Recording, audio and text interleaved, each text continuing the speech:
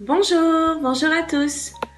Nous continuons notre méditation avec Paul dans Actes 22 au verset 22 à 29.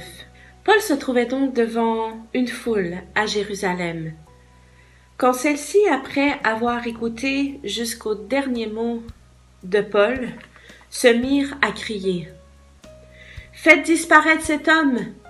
Il n'est pas digne d'être sur cette terre. » Le commandant romain qui était présent ordonna de faire entrer Paul dans la forteresse afin qu'il soit fouetté pour l'obliger d'expliquer la raison pour laquelle cette foule hurlait et lui faisait des reproches.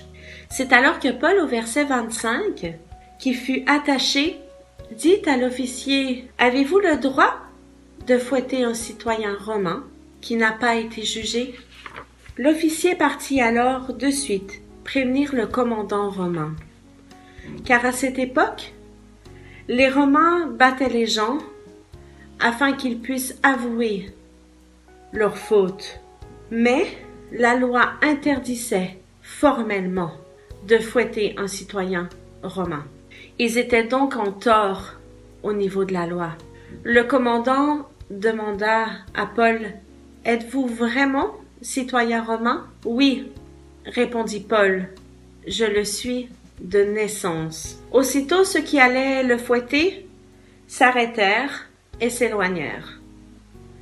Le commandant prit même peur, car il savait qu'il avait commis une erreur en attachant un citoyen romain. Ce qui m'a beaucoup parlé dans ce texte, c'est le fait que Paul a dû dire et défendre son identité.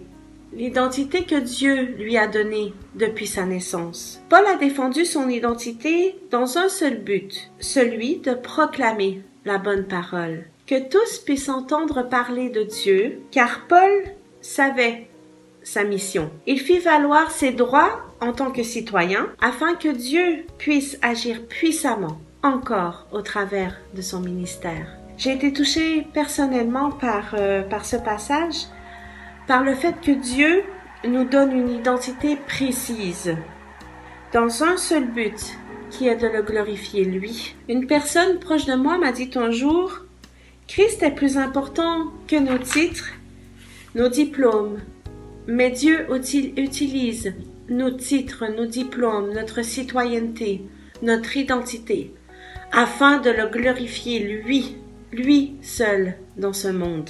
Le rôle de notre identité, pour moi, prend toute sa place dans ce texte.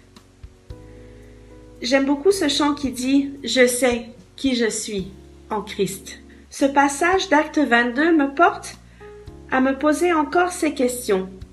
Est-ce que je recherche sans cesse ce que Dieu attend de moi dans cette société? Est-ce que je sais qui je suis réellement en lui?